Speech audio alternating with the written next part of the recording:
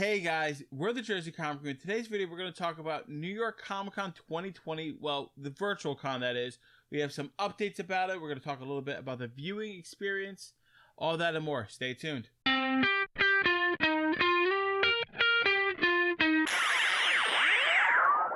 Hey everybody, Chris and Rob here. You know why you're in here. We're talking New York Comic Con. It was a very different year this year, obviously.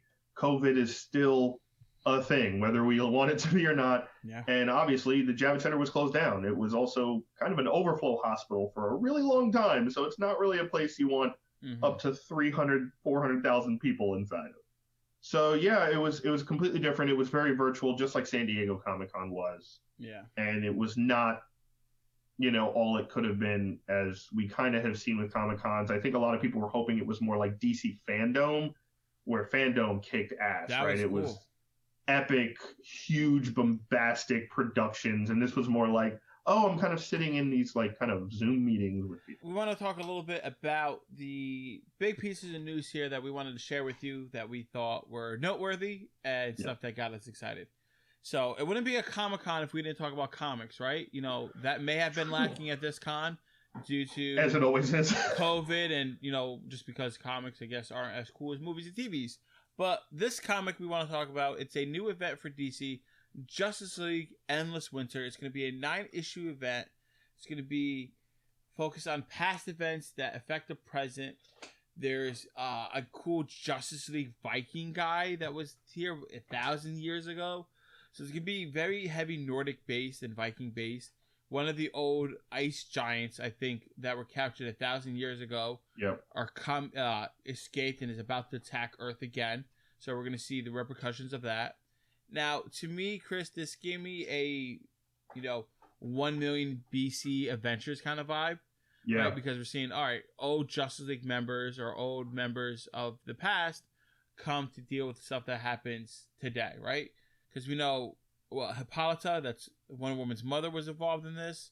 Yes. We have this Justice League Viking guy and some other key factors. Swamp Thing was there. Yeah. Which, doesn't make sense to me because I thought Swamp Thing was recent, but I guess I think it's going to be a different one, yeah. Yeah, it's going to be probably a different host or something like that.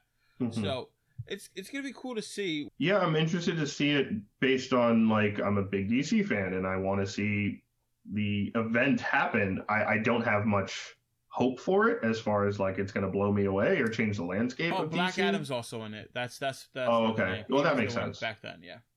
But I agree with you. It feels very Avengers 1 million BC. It feels very Thor. It feels very Assassin's Creed Valhalla. It feels very everyone's into Vikings all of a sudden now. Vikings are cool. Vikings are awesome. But it seems very much like okay, this is an event. I don't know how significant it's going to be. I don't know what it's going to change. I don't feel like it doesn't have me excited the way a Dark Knight's Metal, or something like that has me excited. But I am interested to see, because it was originally solicited almost a year ago, but due to COVID, as kind of this marker to maybe change some of the direction DC's going. Not a reboot at any sense of the word, but it's something that is supposed to help whatever the plan is moving forward. I'm excited. I want to see a Justice League Viking. Black Adam and Hippolyta and Swamp Thing working together is something I never thought I would ever see. So I think it's going to be cool. The Frost King, that's the name. I had to double check. He's going to be coming out, so it might set something new into the world. I hope it's heavy Swamp Thing basis, because I know there's going to be more Justice League Dark characters in it. So that might change their dynamic. So we'll see. And I hope the tie-ins are for books you already get, right? Like if you read Batman or Superman or Wonder Woman, hopefully that fleshes out the story more so you can jump back into that main story. And it's not needless tie-ins, you know what I mean? It's like, oh, okay, this makes more sense because I'm reading this as well. Chris, I understand your frustration with tie-ins, especially because there's been countless times when you buy a big tie-in and you think it's going to be something important to the story, and it's been fluff. Yeah. And I'm hoping we get out of that mindset, but we'll see. Moving on to the next big piece of topic that we want to talk about, some breaking news about Spider-Man 3. Benedict Cumberbatch, a.k.a. Doctor Strange, is going to be in this movie. Now, theories, minds exploding, theory crafting beginning. I'm still in the hope that this is how he gets his identity back. Hope Doctor Strange, does some kind of magic mumbo jumbo to get Peter Parker his secret identity back. Maybe it's a direct repercussion of, the multiverse of madness. Maybe we see it at the end where he's like, all right, I need to go to Peter Parker because now the world's being changed, especially right where he lives. Somebody has to tell the kid. I don't think it's going to be a big role. I think it's going to be a cameo. I am 100% confident that it's going to be how he gets his identity back towards the end of the movie. Now, Chris, do you have any other ideas what it could be aside from that? Yeah, I know. Yes. I took away the easy one. You were like, it's gonna be that. No, I like that. I don't like the easy ones. I also think partially identity, right? I think Spider-Man needs his identity in the bag for Spider-Man to work long term. And I think I'm really hoping they don't go the one more day route where it retcons everything, at least not the comic version, because it was extremely controversial. It was just awful. But it's hard to look at this and not see a Spider-Verse of some sort or some type of multiverse aspect where we might see possibly Tobey Maguire or Andrew Garfield come back or in some other dimension. Oh. Maybe that's how Electro comes into this dimension. Maybe that's it, or maybe it's completely different. I don't necessarily think it's going to happen. I think a lot of people think it's going to happen.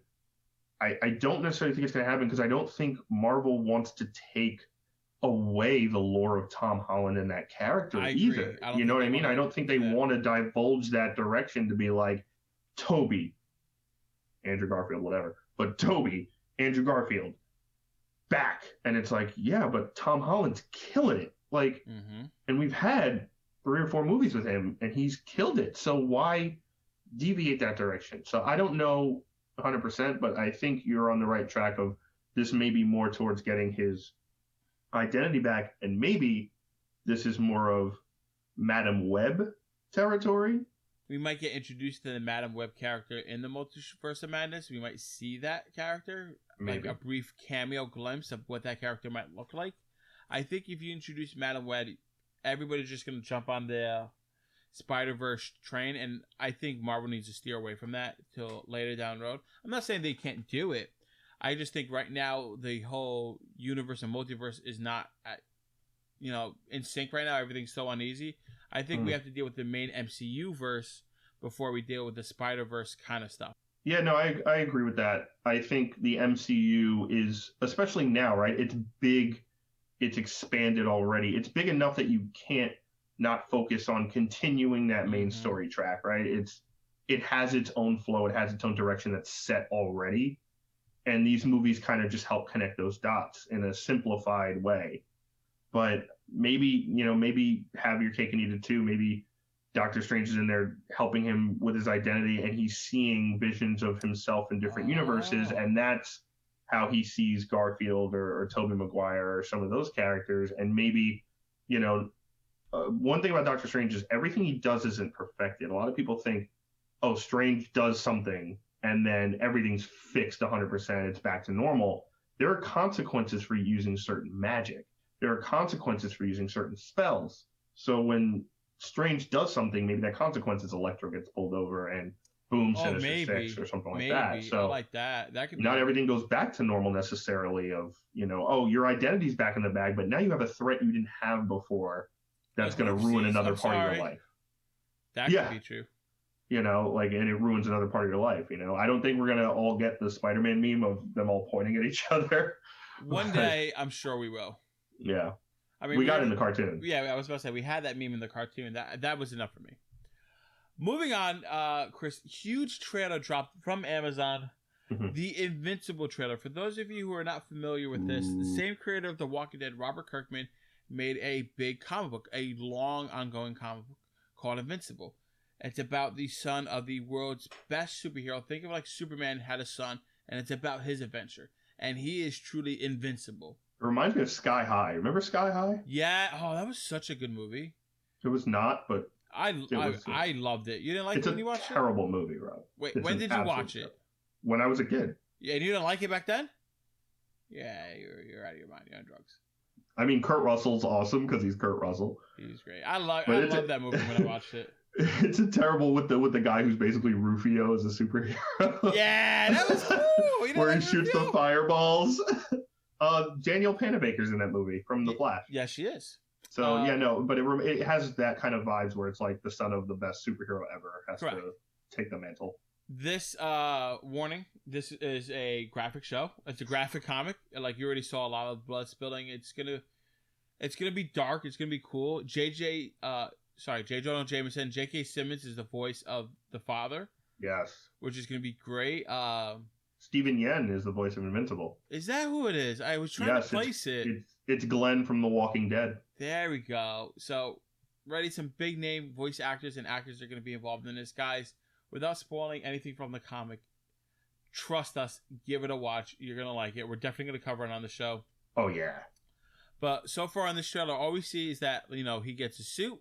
He flies around. He's learning his powers. He hits a couple people in the face. They're playing catch around the world, which is so cool. How great is that? He's like, can you hear it? He's like, yeah, I heard it. I got scared, though. Yeah, and he throws the ball around the entire planet. I also really like that it's animated. I think they had to do the show animated. It's a show that it's so crazy. There's aliens, there's creature monsters, there's all this different aspects. It's very comic booky. Ryan Otley's art is phenomenal, who's now on Spider-Man, but they kept true to his artwork in the animation as well, which is phenomenal. Dude, if I remember the first issue of Invincible, the father gets abducted, it goes to an alien world, it comes back. And he's like, yeah, that's just a Tuesday for me. Like, it's just exactly. Crazy. And the best part is the wife is so numb to it. Yeah, she's like, she doesn't care. Like, I started reading the comic. I'm a decent way through, but I stopped because I know the show was coming and I don't want to spoil myself anymore. Mm-hmm. But, like, the wife, Invincible's mom, is just so used to all this going around. And she's like, oh, I guess I'm only sent one plate today. He's probably killing Dracula or something. It's great. Yeah, she's so numb to like her entire lifestyle's like this. She's like, oh, he'll be fine. He'll be back. And she's like, he's been gone for what? A month? When it's 3 months, then I begin to worry. I'm like, are you serious? It's very much like a Chi-Chi Goku thing. Yes. Where it's like, oh, he's, going to save the world again. I'll just be here when he gets back. But it's I'm very excited for it. And it's 2021. Doesn't have a secure date yet, but the trailer looked amazing. I would definitely recommend if you want to read the book beforehand. Or not, or wait if you're more of a surprise type of human being. But that's me. I'm a surprise. With animation, too, you can go basically word for word, panel for panel. There's no restrictions on like, well, it's live action and this is going to be really tough to do. So, and Amazon getting into some animated stuff is really cool, too. So watch out for Amazon Prime. They have The Boys. They have Jack Ryan. They have Lord of the Rings that's being made and coming out too, so they are building up a library. So they're pulling more and more people in, and you already have Prime Video. If you have Prime, just follow the sheep, right? Right, yeah, right.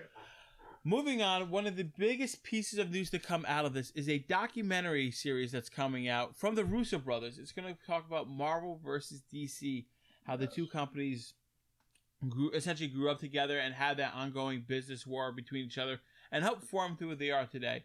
And it is narrated by none other than Jersey's own Kevin Smith. Woo! I can't wait for this documentary to come out. I think it's going to be so cool to see the behind the scenes, if you will, of Marvel growing up under Jack Kirby and Stan Lee, DC with the creation of Batman, them going back and forth at each other. And I'm sure there's a lot of stuff that we don't know that's going to be shown in this. I'm really excited. I hope so, because as you know, Rob, I am a self-exclaimed comic historian, and okay. And I love like documentaries about comics and the world of comics and time periods and how it relates to society and war times and non-war times and how everything is affected. And this is interesting because during the panel they actually showed the first episode, and because it's on Quibi, which no one has Quibi, but this would be a good reason to get it. Yeah, it's short form, right? So it's like 12-15 minutes instead of hour-long episodes. They also are doing actors in it, so Brandon Routh, who played Superman, who played Ray Palmer on Legends, plays Joe Simon in the creation of Captain America in this documentary. So yeah, the Russo brothers are a part of it. Also, the producers behind it are the ones that did Batman and Bill, which is on Hulu. If you haven't seen it, definitely watch it. It's about Bill Finger and him finally getting credit for creating Batman and kind of how terrible Bob Kane was about it, to be honest. So, and Kevin is narrating it, which is awesome because everyone knows Kevin Smith. Yeah. And yeah, it's going to be awesome to see behind the stuff. The first episode was a lot I already knew about. But it was still enjoyable for someone who loves comic books so much and loves the comic history so much in the time period. So definitely check that out. Awesome. Last bit of news that we want to touch base with you guys on. It has been confirmed that the Green Lantern show will be coming to HBO Max, guys. We've been talking about it, and now it's here. HBO Max, if you haven't jumped on it, it's not sponsored, but, hit us up if you want. They have everything. I just finished watching Harley Quinn. It's fantastic. You have Doom Patrol. You have all this great entertainment there. And now with the addition of the Green Lantern show, it's going to be hard to pass up. Now, Chris. Yes. Tell the people at home all the details they need to know about this show. Let them know. Go ahead, preach. It's going to be a Green Lantern show that focuses around Guy Gardner, Jessica Cruz, and Simon Baz. Guy Gardner is the 80s Earth Green Lantern. Jessica Cruz, the Hispanic female Green Lantern with a very high anxiety issue and fear issue. And Simon Baz is the Muslim from California, I believe? Yeah. Muslim guy from California who is another Green Lantern as well. And it's also going to have Sinestro, classic Sinestro, Kilowog, and the first ever Green Lantern, Adam Scott, from the JSA era of comics. We don't know if it's going to be flashbacks and time periods. We don't know how that's going to work. But that is what it seems the entirety of the show is going to center around. Which I'm glad it's focusing on these... Well, these three, well, actually four with Scott as well, right? Because these are the lesser known Green Lanterns, right? When you think of Green Lanterns, the first couple of names that come to your mind is Hal Jordan, John Stewart, and then either Guy Gardner or Kyle Rayner, right? You think of those first, right? You don't really think of Jessica Cruz or Simon Baz, even though they have great story arcs and are really good characters. You forget about Alex Scott because he was done ancient times, like forever ago, and they haven't touched upon him since. I think it's going to be really cool to see. I think with Alan Scott, we're going to see this creation of the Green Lantern Corps, his involvement, because we haven't really seen that done in recent history, right? At least that I could tell. It's going to be great to see that and see these newcomers coming in. And I'm sure we're going to hear stories about how Jordan and John Stewart, while they're doing other things, where we're going to focus more on these characters, fully flesh them out and make these the Green Lanterns for a whole new generation. Because me and Chris growing up, our Green Lantern was John Stewart because of the cartoon show. And now we have Simon Baz and Jessica Cruz, which shows a whole different side of the world that, wasn't there before, that this is your superhero. It's okay to go through these things. Like, I know Simon Baz has to deal with a lot with the religion and with his superpowers and dealing with all that stuff. Jessica Cruz with her crippling anxiety, going through all that with the yellow ring and the ring from the other Justice League. It's going to be really cool to see. And I'm really excited for this. I think they have a lot to do. And Kilowog is hysterical. He's going to be your favorite character. I'm calling it now. I don't care about these characters that much. Well, I mean, I guess part of it is to get you to care about these characters, right? Because in the comics, they kind of were like created and dropped off. Yeah. And not really fully developed. This is the time for these characters to actually grow. True. I mean, I really like Jessica Cruz. I read... Obviously, when she was vetted by Jeff Johns and Jason Fabok in Justice League, and I picked up Green Lanterns, which was the non-Hal Jordan Green Lantern book, because Jessica was in it. I liked her character. I liked that she was basically somehow got a ring, even though she was like one of the most feared, someone who's very afraid and which has kind of the opposite of willpower. Guy Gardner is kind of just like a punching fist. But I think it's an interesting direction. Me personally, I'd rather see Hal Jordan and John Stewart. That's not going to change. Well, I don't know how you're going to relate Sinestro to these characters and not Hal Jordan.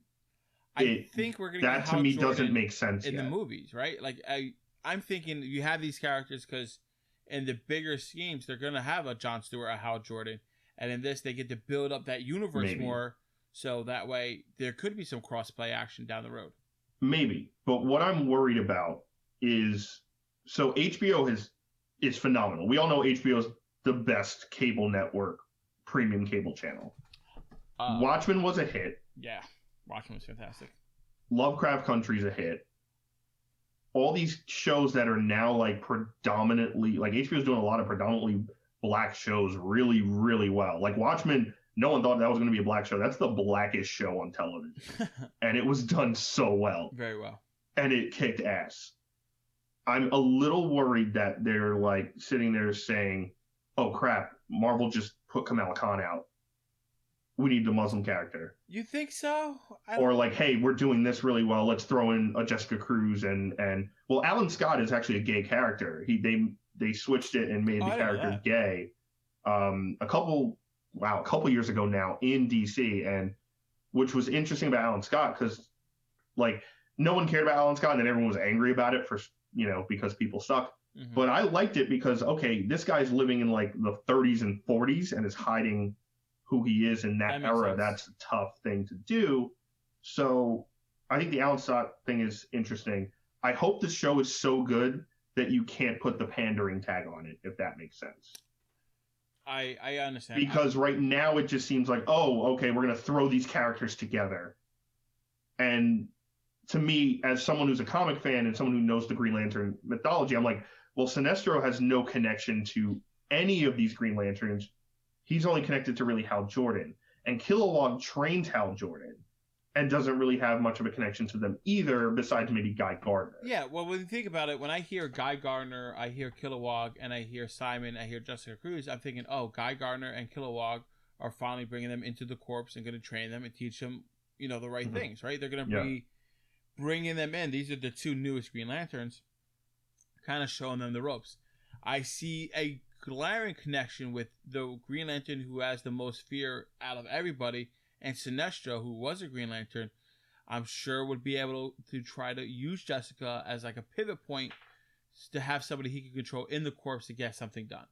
So you think there's going to be a role reversal where Sinestro is still a Green Lantern during this time? No, I don't think. I think Sinestro is a Yellow Lantern, but he sees a Green Lantern with a lot of fear and anxiety, and is going to exploit that.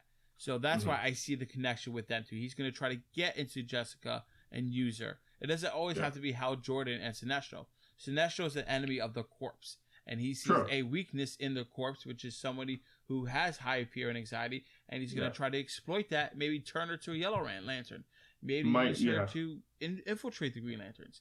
That's where I can see the connection. So I could see a good show here. The reason I think these characters were picked is because somebody pitched them an idea. That's the only thing I can see. I can see somebody who says, hey, I have a cool story with these characters that we need to flesh out. I don't, for the whole pandering side, like I see that and I understand that worry.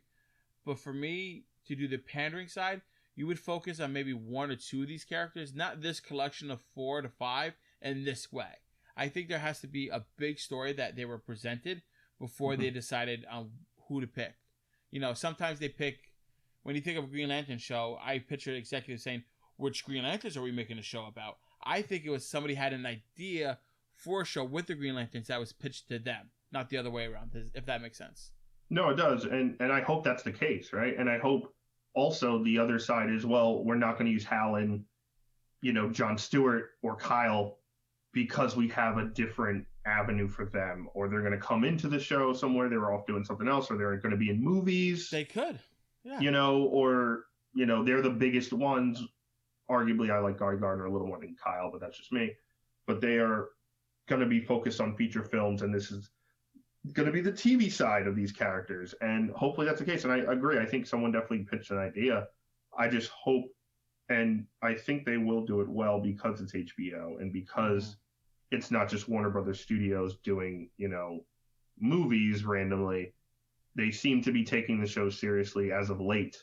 Yeah. And I think hopefully this is done well where it's like, no, we're going to make it make sense, even though Sinestro doesn't really have a connection with them and Kilowog doesn't really have a connection with them. And Guy Gardner is kind of a loner, right? Like, if it was like Jessica and Simon, I'd be like, okay, I totally get that, like, because they're a team. They are, yeah. They're a Green Lantern team, and how Alan Scott's going to play, to me, it's going to be either flashbacks or whatever. Yeah, it has to be flashback.